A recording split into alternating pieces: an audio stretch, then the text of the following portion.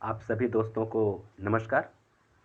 दोस्तों, इसके पहले हम लोग टीजीटी, पीजीटी लेवल का या फिर नेट, जेआरएफ, जीआईसी लेवल का जो अ, अभ्यास प्रश्न है वीडियो के माध्यम से जो प्रैक्टिस सेट है उसको हम लोग पढ़े हैं। इसके पहले हम लोग हिंदी साहित्य का इतिहास पढ़ चुके हैं। हिंदी गद्य साहित्य का इतिहास इसमें चल रहा है, जिसमें आप लोग उपन्यासों का अध्ययन कर चुके हैं, कहानी का अध्ययन कर चुके हैं। अगर आप लोग मेरा वो सब वीडियो देखना चाहते हैं तो मेरे चैनल के प्लेलिस्ट में जाकर के उस वीडियो को देख सकते हैं। आज हम लोग नाटक साहित्य के बारे में अध्ययन करेंगे और निसंदेह हिंदी एग्ज़ाम से संबंधित चाहे जो भी परीक्षा हो, चाहे बीएड का प्रवेश परीक्षा हो, चाहे टेट हो, सुपर टेट हो, टीजीटी हो, पीजीटी हो, जीआईसी हो, ये सब सारी चीज़ों में नाटक से प्रश्न ज़रूर पूछे जाते हैं। तो इसको हम लोग आज इसका अध्ययन करेंगे। इसमें कुछ सामान्य से लेकर के विशिष्ट नाटकों का अध्ययन करेंगे, यानी कि लेवल इसका सामान्य से लेकर के कठिन तक का प्रश्नों का लेवल यहाँ रहेगा आपका। तो आइए ज़्यादा समय न लेते हुए सीधे हम लोग देखते हैं। इसमें आपका जो पहला प्रश्न है, हिंदी नाटकों का विकास क्रम किस लेखक की रचनाओं से प्रारंभ होता है? आपको ये बताना है। भारतेंद्र जी के नाटक से, उपेंद्रनाथ अस्क के नाटक से, जयशंकर प्रसाद के नाटक से, या इसमें से कोई नहीं। तो इसका सही विकल्प दोस्तों आपका हो जाएगा ए, यानी कि भारतेंद्र जी के नाटक से भारतेंद्र जी के नाटक से विकास क्रम, नाटकों का विकास क्रम आरंभ होता है। ठीक है, चलिए आगे बढ़ते हैं हम लोग। अगला जो है वह क्या है? दूसरा, सन 1900 से 1950 ईस्वी तक की कालावधि को किस नाटककार के नाम से जाना जाता है? ठीक है ना। तो भारतेंद्र युग है या फिर प्रसाद युग है, अश्क युग है, या फिर इसमें से कोई नहीं। तो आपका सही विकल्प हो जाएगा प्रसाद युग, यानी 1900 से 1950 का युग जो है प्रसाद युग के नाम से जाना जाता है। आइए हम लोग तीसरा प्रश्न देख लेते हैं। तीसरा प्रश्न क्या कर रहा है? तीसरा प्रश्न कर रहा है, रत्नावली नाटक का हिंदी में अनुवाद किस भाषा में किया गया था? आपको ये बताना है। मराठी में, बांग्ला में, संस्कृत, या फिर अंग्रेजी। माने किस भाषा से हिंदी में उस नाटक का, रत्नावली नाटक का अनुवाद किया गया था? तो दोस्तों सही विकल्प आपका हो जाएगा सी, संस्कृत से। अगला चौथा,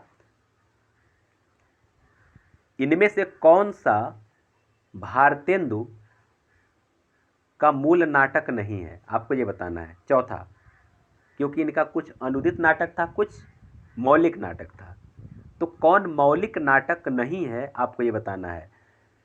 पाखंड विडंबन है, फिर सती प्रताप है, नीलदेवी, या फिर अंधेर नगरी है। तो दोस्तों सही विकल्प आपका हो जाएगा ए, पाखंड विडंबन। ठीक है, आइए चौथा हम लोग देखते, पांचवा देखते हैं। अंग्रेजी नाटक मर्चेंट ऑफ वेनिस का अनुवाद भारतेंदु ने किस नाम से किया? विद्या सुंदर, वेनिस का व्यापारी, मुद्रा राक्षस, या फिर दुर्लभ बंधु। तो दोस्तों सही विकल्प आपका हो जाएगा डी, दुर्लभ बंधु। मर्चेंट ऑफ वेनिस का जो अनुवाद किए हैं दुर्लभ बंधु के नाम से किए हैं। ठीक है, आइए छठवां देखा जाए। चंद्रावली नाटिका किस नाटककार की रचना है? आपको अब ये बताना है। प्रसाद का है, भारतेंद्र जी का है, भुवनेश्वर प्रसाद का है, फिर धर्मवीर भारती का है। तो दोस्तों सही विकल्प आपका हो जाएगा 6 का बी, भारतेंद्र जी का। ठीक है ना। सातवां देख लिया जाए। इनमें से कौन सा नाटक भारतेंदु युग का नहीं है? सती प्रताप, प्रेम जोगिनी, वैदिकी हिंसा हिंसा न भवती, अथवा कारवां। तो इसमें से कौन सा नाटक आपको है ये बताना है कि यह कौन सा नाटक भारतेंदु का नहीं है। तो सती प्रताप उन्हीं का है, प्रेम जोगिनी उन्हीं का है, वैदिकी हिंसा हिंसा न भवती उन्हीं का है, केवल कारवां उनका नहीं, इसलिए आपका उत्तर हो जाएगा कारवां। आठवां देखिए, आठवां प्रश्न क्या कर रहा है? विशस्य विषमौषधम नाटक के रचयिता का नाम बताइए। आपको ये बताना है कौन है। भारतेंद्र जी हैं, उपेंद्रनाथ अस्क हैं, या फिर लक्ष्मी नारायण मिश्र हैं, फिर प्रभाकर जी हैं। तो दोस्तों सही विकल्प आपका हो जाएगा ए, भारतेंद्र जी। नौवां देख लीजिए, संस्कृत नाटक प्रबोध चंद्रोदय का अनुवाद भारतेंदु जी ने किस नाम से किया है। ठीक है ना। 9वां पाखंड विडंबन, नील देवी, धनंजय विजय या फिर रत्नावली। तो दोस्तों सही विकल्प आपका हो जाएगा ए पाखंड विडंबन। प्रबोध चंद्रोदय का अनुवाद पाखंड विडंबन से किया है। 10वां प्रश्न देख लिया जाए। 10वां प्रश्न क्या कर रहा है, चौर पंचाशिका नाटक का अनुवाद भारतेंदु जी ने किस नाम से किया है? विद्या सुंदर, पाखंड विडंबन, कर्पूर मंजरी या फिर मुद्रा राक्षस। तो दोस्तों सही विकल्प आपका हो जाएगा ए विद्या सुंदर के नाम से किया है। 11वां क्वेश्चन, भारतेंदु के पिता गोपाल चंद्र गिरधर दास ने किस नाटक की रचना की थी? आपको ये बताना है। बहुत चर्चित नाटक आप जानते हैं। तो रामायण महानाटक, प्रद्युम्न विजय, जानकी मंगल या फिर नहुस। तो दोस्तों नहुस है, नहुस। ठीक है। आइए 12वां देख लिया जाए। किस नाटककार ने नाट्य शिल्प से संबंधित नाटक नामक ग्रंथ लिखा? माने नाटक नामक ग्रंथ एक तरह से एक आलोचनात्मक ग्रंथ है नाटक शीर्षक से। तो किसने लिखा आपको ये बताना है। जयशंकर प्रसाद जी ने, ब्रजवल्लभ मिश्र ने, भारतेंदु जी ने, फिर धर्मवीर भारती ने।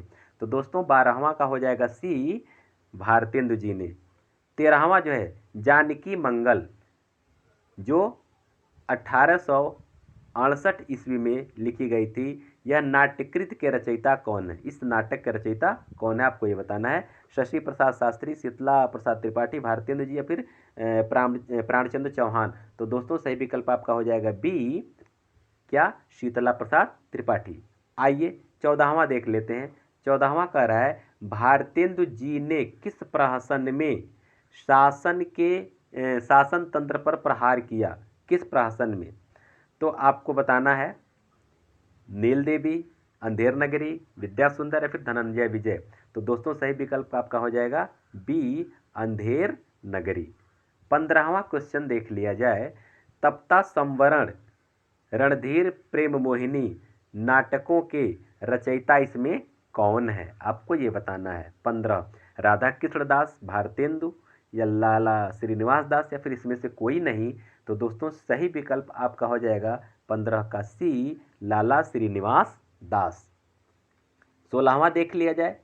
16वां क्या कह रहा है कि संयोगिता स्वयंवर नाटक के रचयिता कौन है? श्रीनिवास दास, बालकृष्ण भट्ट, राधा कृष्ण दास या फिर भारतेंदु जी। तो 16वां का जो आपका उत्तर होगा श्रीनिवास दास, ए। संयोगिता स्वयंवर जो नाटक है यह श्रीनिवास दास जी का नाटक है। 17 देख लिया जाए। 17 रेल का विकट खेल नामक नाटक के रचयिता कौन है? राधा चरण गोस्वामी, बालकृष्ण भट्ट या उदय शंकर भट्ट या फिर भारतेंदु हरिश्चंद्र। तो 17 का हो जाएगा दोस्तों बी बालकृष्ण भट्ट। 18 देख लिया जाए। 18 राधा चरण गोस्वामी का कौन सा नायक पर स्त्रीगमन की बुराइयों को उजागर करता है? ठीक है ना। तो राधा चरण गोस्वामी का एक नाटक है, तो उस नाटक में परगमन स्त्री की बुराइयों को उजागर करता है। वो आपको बताना है। वो क्या है, तन मन धन गुसाई जी का अर्पण, बूढ़े मुंह मुहासे, लोग देखे तमाशे, सती चंद्रावली या फिर अमर सिंह राठौर। तो जब इस तरह का पात्र पूछता है दोस्तों तो थोड़ा सा पेपर का लेवल थोड़ा टफ हो जाता है। इसलिए यह आपको थोड़ा सा अच्छे कठिन प्रश्नों का भी संकलन है और आसान प्रश्नों का भी संकलन है। इसलिए वीडियो को लास्ट तक आप देखते रहिए। बूढ़े मुंह मुहासे, लोग देखें तमाशे, यह जो है इस नाटक में नायक द्वारा स्त्री परगमन की बुराइयों को उजागर किया गया है। ठीक है। अच्छा 19 देखिए। अमर सिंह राठौर नामक प्रसिद्ध नाटक के रचयिता कौन है? अमर सिंह राठौर। 19 राधाचरण गोस्वामी, राधा कृष्ण दास, गोपाल राम गहमरी और जेपी श्रीवास्तव। तो दोस्तों सही विकल्प आपका हो जाएगा 19 का ए राधाचरण गोस्वामी। ठीक है। आइए 20 देखते हैं। 20 क्या है, इनमें से कौन सा नाटक राधा कृष्णदास का नहीं है? कौन सा नाटक राधा कृष्णदास का नहीं है? तो नहीं है, ये नहीं, राधा कृष्णदास का है। इनमें से कौन सा नाटक राधा कृष्णदास का ये होना है? क्योंकि रानी पद्मावती उन्हीं का है, राणा प्रताप उन्हीं का है, दुखनी बाला उन्हीं का, अर्थात उपयुक्त सभी इसका उत्तर हो जाएगा। यानी सभी नाटक उनका है। तो प्रश्न में है कि इसमें से कौन सा नाटक राजेंद्र दास का, इसमें नहीं शब्द नहीं होना चाहिए, ये नहीं होना चाहिए, ये होना चाहिए कि इसमें से कौन सा नाटक राधा कृष्ण दास का है, ये होना चाहिए, नहीं शब्द यहाँ नहीं होना चाहिए, ठीक है ना। तो इसका उत्तर सही होगा। तो इसका उत्तर हो जाएगा डी, ये सभी नाटक उन्हीं का है। आइए आगे देखते हैं।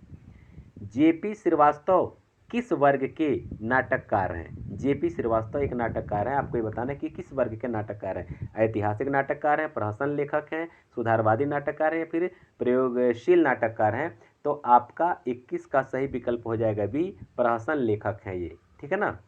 22 देख लेते हैं। इन सूचियों को सुमेलित करते हुए सही विकल्प का चयन कीजिए। 22, अब इसको देखिए। अंधेर नगरी जो है आपका भारतेंदु हरिश्चंद्र जी का है, ठीक है ना। अमर सिंह राठौर जो है राधाचरण गोस्वामी जी का है, यहाँ है, ठीक। दुमदार आदमी जेपी श्रीवास्तव का है, और दुखनी बाला राधा कृष्ण दास का है। तो इस तरह से आप इसको याद कर लेंगे। आइए हम लोग 23 देखते हैं।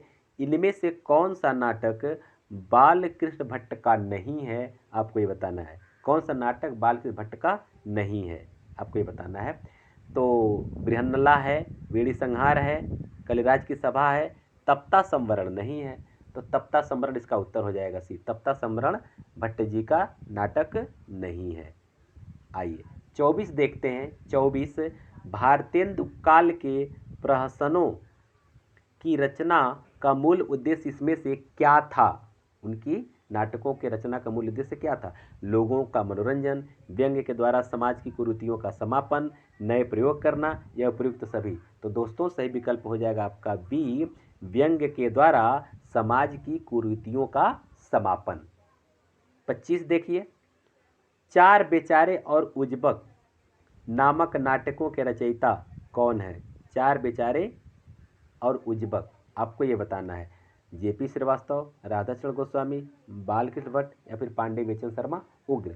तो 25 का दोस्तों सही विकल्प है डी, पांडे बेचन शर्मा उग्र। आइए 26 देखते हैं। 26, भारतेंदु युग के नाटकों में पाश्चात्य नाट्य कला के किस तत्व का समावेश है? आपको बताना है कि पाश्चात्य नाट्य तत्व के किस कला का। ये थोड़ा सा उच्च कोटि का प्रश्न है, इसलिए थोड़ा सा यही मैं बताया हूँ। वीडियो में आप बने रहें और आप देखेंगे कि हर लेवल का प्रश्न आप यहाँ पढ़ेंगे। अंतर्द्वंद, चरित्र चित्रण, कार्य व्यापार, या उपयुक्त सभी। तो दोस्तों 26 का विकल्प आपका हो जाएगा उपयुक्त सभी, क्योंकि ये सभी कुछ जो कि पाश्चात्य नाटकों से लिए गए हैं। अंतर्द्वंद की बात हो, चित्रण की बात हो, कार्य व्यापार की बात हो, ये सब पाश्चात्य नाटकों से लिए गए हैं। आइए 27 देखते हैं। रणधीर प्रेम मोहिनी नाटक किस प्रकार का नाटक है? आपको बताना किस प्रकार का नाटक है। सुखांत है, दुखांत है, प्रसादांत है, या फिर उसमें से कोई नहीं है। तो दोस्तों 27 का ये है दुखांत नाटक है। दुखांत नाटक मतलब क्या होता है कि अंत में नायक और नायिका का मिलन नहीं होता है, या फिर अंत में नायक या नायिका की मृत्यु हो जाती है। ऐसे नाटकों को, जिसकी कहानी का अंत इस प्रकार से होता है, ऐसे नाटकों को दुखांत नाटक कहते हैं। और जहाँ नायक और नायिका का मिलन हो जाता है तो उसको क्या कहते हैं? सुखांत नाटक कहते हैं। चलिए 28 हम लोग देख लेते हैं। 28 क्या कह रहा है? भारतेंदु जी ने अपने मौलिक और अनुदित नाटकों के द्वारा नई हिंदी को लोकप्रिय बनाया, पारसी रंगमंच का विरोध किया तथा प्राचीन नाटकों का उद्धार किया। यह कथन किस आलोचक का है? आपको ये बताना है। रामचंद्र शुक्ल का है, नगेंद्र जी का है, या फिर रामविलास शर्मा का है, या फिर हजारी प्रसाद द्विवेदी का है। तो दोस्तों 28 का सही विकल्प है सी, रामविलास शर्मा का ये कथन है। 29 देखिए। मेरी इच्छा भारतीय इतिहास के अप्रकाशित अंश में से उन प्रकांड घटनाओं का दिग्दर्शन कराने की है जिन्होंने हमारी वर्तमान स्थिति को बनाने का बहुत कुछ प्रयत्न किया है। यह कथन प्रसाद जी के किस नाटक की भूमिका में है? अब आपको ये बताना है ये किस नाटक की भूमिका में ये लिखा गया है। तो दोस्तों बहुत ही सुंदर प्रश्न है, बहुत अच्छा प्रश्न है। ये थोड़ा सा उच्च कोटि का प्रश्न है, इसलिए इसको ध्यान रखेंगे। आपका उत्तर हो जाएगा डी, न ध्रुवस्वामिनी में है, न चंद्रगुप्त स्कंदगुप्त में है, न चंद्रगुप्त में है। ये किस में है? विशाख विशाख जैसे नाटक में है, विशाख नामक नाटक में है, ये लिखा गया है। आइए 30 हम लोग देखते हैं। प्रसाद जी इनमें से किस वर्ग के नाटककार हैं? प्रसाद जी किस वर्ग के नाटककार हैं? आदर्शवादी हैं, ऐतिहासिक है, सुधारवादी है, फिर इसमें से कोई नहीं है। तो 30 का विकल्प आपका हो जाएगा बी, ऐतिहासिक है, ऐतिहासिक नाटककार हैं। 31 क्या कहता है? 31 इसमें से कौन सा नाटक प्रसाद जी का नहीं है? अब आपको ये बताना है। स्कंदगुप्त, अजातशत्रु, जन्मेजय का नाग यज्ञ और हर्षवर्धन। तो दोस्तों ये हर्षवर्धन ही नहीं है, बाकी तीनों तो प्रसाद जी का ही नाटक है। 32 देख लेते हैं। विवाह मुक्ति एवं पुनर्विवाह की समस्या को प्रसाद जी ने किस नाटक में प्रस्तुत किया है? 32 चंद्रगुप्त में, ध्रुवस्वामिनी में, स्कंदगुप्त में या फिर विशाख में? तो सही विकल्प आपका हो जाएगा 32 का बी, ध्रुवस्वामिनी नामक नाटक में पुनर्विवाह की समस्या को प्रस्तुत किया है। ठीक है। आइए 33 देखते हैं। प्रसाद जी के नाटकों के विषय में कौन सा कथन असत्य है? अब आपको ये बताना है कि उन्होंने ऐतिहासिक नाटकों की रचना की है, उन्होंने अपने नाटकों को प्रासादांत बनाया है, उनके नाटकों में पाश्चात्य नाट्य कला तथा भारतीय नाट्य कला का समन्वय है, और डी उनके नाटकों में गीत नहीं है। तो यही जो है असत्य कथन है कि क्योंकि उनके लगभग हर एक नाटकों में गीत है, कदाचित कोई नाटक इसमें न हो, नहीं तो लगभग हर एक नाटकों में गीत है, इसलिए यह कथन गलत है। आइए 34 देखते हैं। इनमें से किस नाटककार के नाटकों में नायिका अंतिम फल का भोक्ता नहीं नायक है, नायिका नहीं, नायक अंतिम फल का भोक्ता नहीं बन पाता और विषाद की एक छाया पाठकों के मन पर छूट जाता है? ठीक है ना। भारतेंद्र जी के नाटक में, प्रसाद जी के नाटक में, सेठ गोविंद जी के नाटक में, फिर मोहन राकेश के नाटक में। तो दोस्तों 34 का हो जाएगा बी, प्रसाद जी के नाटक में ऐसा। ये प्रसाद जैसे नाटककार हैं जो नायक अंतिम फल का भोक्ता नहीं बन पाता है। ठीक है। आइए 35 देखते हैं। अंतर्द्वंद, संघर्ष और व्यक्ति वैचित्र जैसे तत्व किस नाटककार की नाट्य रचनाओं में मिलते हैं? 35 प्रसाद के, ठीक है ना, किस किस नाटककार में मिलते हैं आपको ये बताना है। प्रसाद के, भारतेंद्र जी के, अस्क जी के या फिर उग्र जी के? तो दोस्तों ये 35 का जो विकल्प है आपका ए है, प्रसाद जी के नाटकों में। ठीक है ना। आइए 36 हम लोग देखते हैं। 36 क्या कह रहा है? मेरे इस जीवन के देवता और उस जीवन के प्राप्य क्षमा। ये प्रश्न, ये पंक्ति अक्सर पूछी जाती है दोस्तों, आप इसको विशेष रूप से ध्यान देंगे। ये प्रश्न टीजीटी में पूछा गया है, पीजीटी में भी पूछा गया है, ठीक है ना, कई परीक्षाओं में पूछा जाता है यह कथन कि मेरे इस जीवन के देवता और उस जीवन के प्राप्य क्षमा। यह किस नाटक का है? मतलब प्रसाद के किस नाटक का है? ये चंद्रगुप्त का है, ये स्कंदगुप्त का है, ये ध्रुवस्वामिनी का है या फिर जन्मेजय का नागयज्ञ का है? तो दोस्तों 36 का है ए, स्कंदगुप्त। स्कंदगुप्त नाटक का ये जो है कि अंश है, ये कथन है। ठीक है। आइए 37 हम लोग देखते हैं। 37 सुख का अधिकार कितना मादक किंतु सारहीन है? इसको भी आप इंपॉर्टेंट लगा लेंगे, मोस्ट इंपॉर्टेंट। सुख का अधिकार कितना मादक, सुख का अधिकार कितना मादक किंतु सारहीन है, ये आपको बताना है। यह कथन प्रसाद के किस पात्र का है? चाणक्य का है, चंद्रगुप्त का है, स्कंदगुप्त का है, फिर राजश्री का है? तो दोस्तों 37 का आपका है सी। 37 का क्या है? सी, स्कंदगुप्त। स्कंदगुप्त कहता है कि अधिकार का सुख कितना मादक किंतु सारहीन है। 38 देखते हैं। अरुण या मधुमय देश हमारा नामक गीत प्रसाद के किस नाटक का है? अरुण या मधुमय देश हमारा, यह भी अक्सर पूछा जाता है दोस्तों, ध्यान रखिएगा। यह किस नाटक का है आपको ये बताना है। 38 स्कंदगुप्त, चंद्रगुप्त, ध्रुवस्वामिनी या फिर अजातशत्रु? तो दोस्तों 38 का विकल्प आपका है बी, चंद्रगुप्त नामक नाटक में है ये, ठीक है ना। अच्छा, इसके बाद आगे हम लोग देखते हैं 39। 39 क्या कर रहा है, प्रसाद जी के नाटक किस कारण से रंगमंच के अनुकूल नहीं है। बहुत अच्छा प्रश्न है, अक्सर भी पूछा जाता है कि ऐसा कौन सा कारण है जिसके कारण प्रसाद जी के नाटकों का मंचन नहीं हो पाता है। आपको ये बताना है, उनके पात्रों में संख्या अधिक है, या फिर भाषा संकनिष्ठ एवं संवाद बड़े बड़े हैं, या फिर दृश्यों की संख्या अधिक है तथा कई दृश्य मंच पर प्रस्तुत नहीं हो सकते हैं, या फिर उपर्युक्त सभी। तो 39 का डी है, उपर्युक्त सभी, क्योंकि उनमें पात्र भी बहुत अधिक हैं जो छोटे से रंगमंच पर नहीं आ सकते हैं। भाषा संकेतनिष्ठ एवं संवाद बहुत बड़े बड़े हैं। हो सकता है किसी को याद न हो सके, याद न हो लेकिन श्रोताओं को थोड़ा सा बोरिंग महसूस होगा, ठीक है। अच्छा, दृश्यों की संख्या बहुत अधिक है, ठीक है ना। कई दृश्य ऐसे भी हैं जिनको रंगमंच पर प्रस्तुत नहीं किया जा सकता है। आइए 40 देखते हैं। 40 क्या कह रहा है, इनमें से कौन सा पात्र प्रसाद के चंद्रगुप्त नाटक का नहीं है। एक ऐसा पात्र है जो उनके नाटक का नहीं है, आपको ये बताना है। आमभीग, सिंहरण, मुदगल या फिर कार्नेलिया। तो 40 का आपका हो जाएगा सी, मुदगल जो है चंद्रगुप्त नाटक का पात्र नहीं है, बाकी सब है। आइए 41 देख लेते हैं। 41 क्या कर रहा है, इनमें से कौन सा पात्र ध्रुव स्वामिनी नाटक का नहीं है। कौन सा पात्र ध्रुव स्वामिनी नाटक का नहीं है, चंद्रगुप्त, रामगुप्त, शिखर स्वामी या फिर पृथ्वी सेन। तो दोस्तों सही विकल्प है आपका डी, पृथ्वी सेन। 42 देख लिया जाए, प्रसाद जी का कौन सा नाटक, प्रसाद जी का कौन सा नाटक अभिनेता की दृष्टि से अपेक्षाकृत सफल है। आपको ये बताना है, जन्मेजय का नागयज्ञ है, या फिर ध्रुवसामनी है, या फिर चंद्रगुप्त है, या फिर राजश्री है।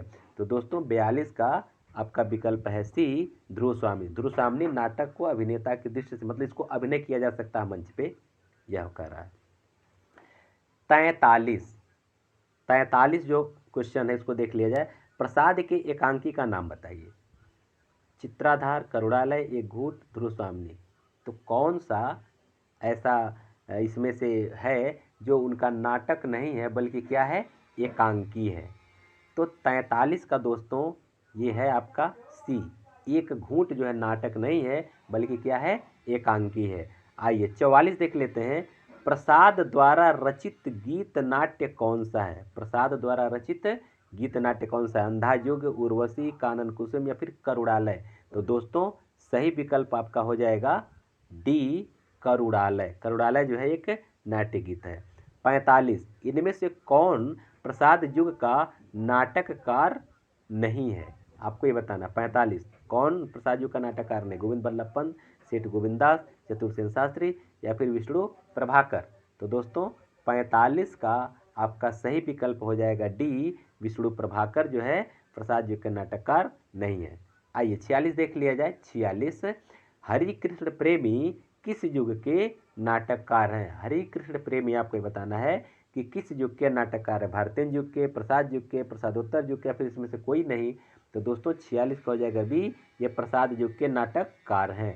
47 देख लिया जाए। 47 गरुड़ ध्वज एवं वत्सराज किस नाटककार की रचनाएं हैं। 47 प्रसाद की हैं, विष्णु प्रभाकर के, हरिकृष्ण प्रेमी के, या फिर लक्ष्मी नारायण मिश्र के हैं। तो दोस्तों सही विकल्प आपका हो जाएगा लक्ष्मी नारायण मिश्र। आइए 48 देख लेते हैं। 48 क्या कह रहा है, 48 कह रहा है इनमें से कौन सा नाटक हरि कृष्ण प्रेमी का नहीं है। आपको ये बताना है कि कौन सा नाटक हरि कृष्ण प्रेमी का नहीं है। प्रतिशोध, सिंदूर की होली, रक्षाबंधन या फिर आन का मान।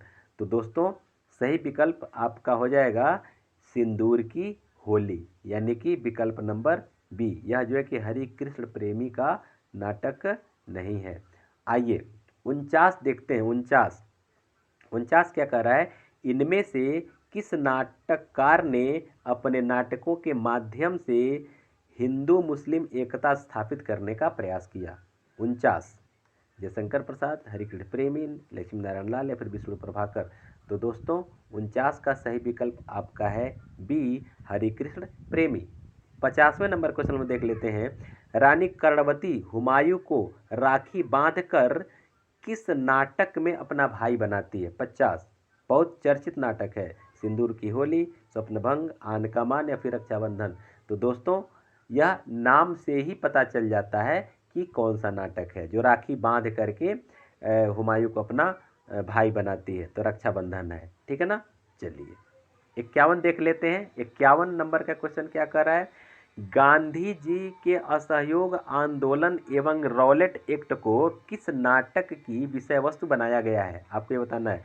सन्यासी नाटक में या राजयोग में, मुक्ति का रहस्य या फिर राक्षस का मंदिर, किस में?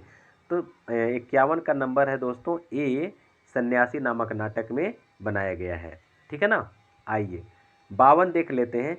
विधवा विवाह एवं नारी उद्धार जैसे विषयों को लक्ष्मी नारायण मिश्र के किस नाटक में प्रस्तुत किया गया? आपको ये बताना है। आधी रात में या फिर सन्यासी में, राजयोग में या फिर सिंदूर की होली में? तो दोस्तों 52 का है डी, सिंदूर की होली, ठीक है। आइए 53 देख लेते हैं। 53 क्या कह रहा है? छुआछूत, भ्रष्टाचार, पाखंड एवं नेताओं की स्वार्थपरता किस नाटक में अपने किस नाटक में विषय वस्तु बनाया गया है, ठीक है ना। इसको थोड़ा सा हम लोग और छोटा कर ले, इधर से ढक रहा है। चलिए हाँ अब दिख रहा होगा। चलिए हाँ, किस नाटककार ने अपने नाटक में ये बनाया है? तो 53 का आपका सही विकल्प कौन हो जाएगा बताएंगे आप। लक्ष्मी नारायण मिश्र हैं, फिर हरिकृष्ण प्रेमी हैं, शेर गोविंद दास हैं, फिर पांडे बेचन शर्मा उग्र हैं। तो दोस्तों 53 का आपका हो जाएगा सी, सेठ गोविंद दास। 54 देखते हैं। 54 क्या कह रहा है? 54 है शशिगुप्त, हर्ष, कर्तव्य तथा शेर शाह नाटकों की रचना इसमें से किसने की है? सेठ गोविंद दास ने, लक्ष्मी नारायण मिश्र ने, गोविंद बल्लभ पंत ने या फिर जयशंकर प्रसाद ने? तो 54 का दोस्तों सही विकल्प आपका हो जाएगा ए, सेठ गोविंद दास ने। आइए अगला प्रश्न देख लेते हैं। क्या कह रहा है? 55 क्या कह रहा है कि निम्न सूचियों को सुमेलित करते हुए सही विकल्प का चुनाव कीजिए। तो आइए इसका विकल्प हम लोग देख लेते हैं विकल्प से। तो इसका विकल्प दिया है बी। तो बी का मतलब हुआ कि आपका क्या क्या है, इसको ध्यान देंगे। एक का ए यानी वत्सराज, एक का जो है ए वत्सराज जो है वो सीधे सीधे हरिकृष्ण प्रेमी का नाटक है। सॉरी ए नहीं, ये बी है। एक मिनट बी है। हाँ देखेंगे, मौखिक हम बता रहे हैं। बी जो है एक का सी मतलब वत्सराज जो है लक्ष्मी नारायण मिश्र का है, ठीक। और 2 का ए है यानी आन का मान हरिकृष्ण प्रेमी का है, ठीक है ना। और ये तीसरा जो है 3 का डी है यानी कि त्याग और ग्रहण सेठ गोविंद दास का है। और चौथा का बी यानी अंगूर की बेटी जो है लक्ष्मी नारायण मिश्र का है, ठीक है ना। तो इस तरह से 55 का ये उत्तर हुआ। अंजो दीदी 56 देखिए। अंजो दीदी किस प्रसिद्ध नाट्यकृति किसकी नाट्यकृति है? अंजो दीदी किसकी प्रसिद्ध नाट्यकृति है आपको ये बताना है। किसका? रविंद्रनाथ तस्कर का है, लक्ष्मी नारायण मिश्र का है, या फिर उदय शंकर भट्ट का है, या फिर गोविंद बल्लभ पंत का है? तो दोस्तों 56 का आपका हो जाएगा ए, उपेंद्रनाथ अश्क। आइए 57 देख लेते हैं। इनमें से कौन सा नाटक उपेंद्रनाथ अश्क का है? कौन सा नाटक उपेंद्रनाथ अश्क का है?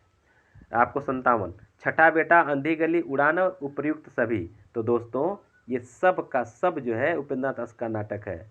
छठा बेटा भी, उड़ान भी है और अंधी गली भी है, इसलिए उत्तर हो जाएगा उपर्युक्त सभी। 58 देख लेते हैं। पुत्रों की स्वार्थपरता को कथानक का आधार बनाकर लिखा गया नाटक छठा बेटा किस नाटककार का है? तो अभी इसके पहले पढ़ चुके हैं, आप इसको जवाब देने में आपको काफ़ी सुविधा है। 58 का क्या है? ए, उपेंद्रनाथ अश्क। आइए 59 देख लेते हैं। बुद्ध के जीवन चरित्र को आधार बनाकर लिखा गया नाटक मुक्तिपथ किस नाटककार का है, आपको ये बताना है। ठीक है ना। 59 ये उपेंद्र नाथ अस्क, उदय शंकर भट्ट, वृंदावन लाल वर्मा या फिर जयशंकर प्रसाद। तो 59 का हो जाएगा दोस्तों बी। ठीक है ना। 59 का बी हो जाएगा। मुक्तिपथ नाटक में ये बुद्ध के जीवन चरित्र को दर्शाया गया है और ये उदय शंकर भट्ट की रचना है। 60 देख लेते हैं। 60 प्रियदर्शी सम्राट अशोक नामक नाटक की रचना इसमें से किसने की है। 60 विष्णु प्रभाकर, वृंदावन लाल वर्मा, दशरथ ओझा या फिर चतुर्सेन शास्त्री। तो दोस्तों 60 का हो जाएगा सी, दशरथ ओझा। आइए 61 देख लेते हैं। 61 युगे युगे क्रांति नामक नाटक के रचयिता कौन है। युगे युगे क्रांति नामक नाटक के रचयिता कौन, आपको बताना। धर्मवीर भारती, मोहन राकेश, विष्णु प्रभाकर या फिर जगदीश चंद्र माथुर। तो 61 का दोस्तों हो जाएगा सी, विष्णु प्रभाकर। 62 देखिए पीढ़ीगत संघर्ष की अभिव्यक्ति विष्णु प्रभाकर के किस नाटक में है। पीढ़ीगत अभिव्यक्ति, ये संघर्ष की अभिव्यक्ति जो की गई है किस नाटक में है, आपको ये बताना है। टूटते परिवेश, युगे युगे क्रांति, डॉक्टर या फिर इसमें से किसी में नहीं। तो 62 का आपका हो जाएगा बी। अभी जो पढ़े युगे युगे क्रांति में पीढ़ीगत संघर्ष की अभिव्यक्ति की गई है। 63 कोणार्क नाटक के रचयिता कौन है, आपको ये बताना है। अक्सर पूछा जाता है कोणार्क नाटक के रचयिता कौन है। जगदीश चंद्र माथुर, गोविंद बल्लभ पंत, मोहन राकेश है, इसमें से कोई नहीं। तो दोस्तों सही विकल्प आपका हो जाएगा जगदीश चंद्र माथुर। 64 का देख लिया जाए प्रसादोत्तर नाटकों का प्रारंभ कब माना जाता है। प्रसादोत्तर नाटक का प्रारंभ कब माना जाता है। 1920, 1936, 1950 या फिर 1975। तो दोस्तों सही विकल्प आपका हो जाएगा सी, 1975। ठीक है। आइए 65 देख लेते हैं। प्रभु सत्ता संपन्न शासक एवं गरीब शिल्पी की संघर्ष कथा इसमें से किस नाटक की विषय वस्तु है, आपको ये बताना है। पहला राजा, कोणार्क, शारदिया या फिर दशरथ नंदन। तो 65 का दोस्तों हो जाएगा भी। कोणार्क नाटक में प्रभु सत्ता संपन्न शासक एवं गरीब शिल्पी के संघर्ष की कहानी बताई गई है। ठीक है। आइए 66 हम लोग देख लेते हैं। 66 क्या कर रहा है, शारदिया नाटक के रचयिता कौन है। शारदिया नाटक के रचयिता आपको बताना है कौन है। मोहन राकेश, धर्मवीर भारती, जगदीश चंद्र माथुर या फिर विष्णु प्रभाकर। तो दोस्तों सही विकल्प आपको हो जाएगा सी, जगदीश चंद्र माथुर। 67 इनमें से कौन सा नाटक मोहन राकेश का है। कौन सा नाटक इसमें मोहन राकेश का है। आधे अधूरे, कोणार्क, आठवां सर्ग और पहला राजा। तो दोस्तों मोहन राकेश का जो नाटक है आधे अधूरे हैं, यानी विकल्प नंबर ए। 68 देख लेते हैं। निम्न सूचियों को सुमेलित करना है। तो आइए इसको सुमेलित करके देख लिया जाए। ये 68 सुमेलित करके इसको देख लिया जाए, अभी पता चल जाएगा। देखिए लहरों का राजहंस जो है मोहन राकेश जी का है। अंधा युग धर्मवीर भारती जी का है। ठीक है ना। आठवां सर्ग सुरेंद्र वर्मा का है और तेंदुआ जो है मुद्रा राक्षस का है। तो ऐसे आप इसको तैयार कर लेंगे। ठीक है ना। चलिए आइए हम लोग 69 देख लेते हैं। आषाढ़ का एक दिन नाटक के रचयिता कौन है। आषाढ़ का एक दिन कालिदास, मोहन राकेश, विजय तेंदुलकर या फिर मुद्रा राक्षस। तो दोस्तों आषाढ़ के एक दिन नाटक है मोहन राकेश का बी। 70 महाकवि कालिदास के जीवन पर आधारित मोहन राकेश का नाटक कौन सा है, आपको बताना है। कालिदास के जीवन पर आधारित नाटक आषाढ़ के एक दिन, लहरों का राजहंस, आधे अधूरे, इसमें से कोई नहीं। तो दोस्तों सही विकल्प है आषाढ़ का एक दिन। ठीक है। आइए 71 देखते हैं। 71 क्या कह रहा है। नंद बौद्ध धर्म में दीक्षित होकर मुंडित मस्तक लेकर जब घर आता है तब सुंदरी का अहंग चूर्ण हो जाता है। यह कथन किस नाटक के संदर्भ में है। 71 देखिए ये पंक्ति दे दिया है और निश्चित है कि यह बहुत ही थोड़ा सा क्लिष्ट टाइप का प्रश्न है और इस तरह के प्रश्न यूजीसी, नेट, जीआरएफ वगैरह एग्जाम में पूछे जाते हैं। कभी टीजीटी, पीजीटी में पूछ दिए जाते हैं। हालांकि छोटे स्तर पर तो नहीं पूछे जाते हैं। तो इसलिए मैं बताया हूँ ना कि हर एक लेवल का प्रश्न आपको मिलेगा। तो आधे अधूरे आषाढ़ का एक दिन, लहरों के राजहंस, या फिर इसमें से कोई नहीं। तो विकल्प आपका हो जाएगा सी, लहरों के राजहंस। 71 का सी, लहरों का राजहंस। और आइए हम लोग देखते हैं 72 और आज के इस वीडियो का अंतिम प्रश्न, ठीक है ना। 72, लहरों के राजहंस का नायक नंद किसका प्रतीक है, आपको ये बताना है। संशयशील मानव का प्रतीक है, बौद्ध धर्म की विजय का प्रतीक है, अंतर्मन से टूटा व्यक्ति का प्रतीक है, या इसमें से कोई नहीं। तो दोस्तों सही विकल्प आपका हो जाएगा 72 का ए, संशयशील मानव का प्रतीक। तो इस तरह से दोस्तों आपका हम लोग नाटक का यह पहला वीडियो आज हम लोग यहीं तक पढ़ेंगे। इसके बाद 72 से आगे के प्रश्नों की श्रृंखला हम लोग अगले वीडियो में पढ़ेंगे। और आशा है कि आप लोगों को हर एक लेवल का प्रश्न यहाँ से देखने के लिए मिल रहा है, जो आपके परीक्षाओं के लिए काफ़ी उपयोगी सिद्ध हो सकता है। आपकी सफलता ही हमारा परिश्रम है, हमारा पुरस्कार है। आप लोग अब तक मेरे साथ बने रहें, इसके लिए आप सभी लोगों को बहुत बहुत धन्यवाद, ढेर सारा प्यार।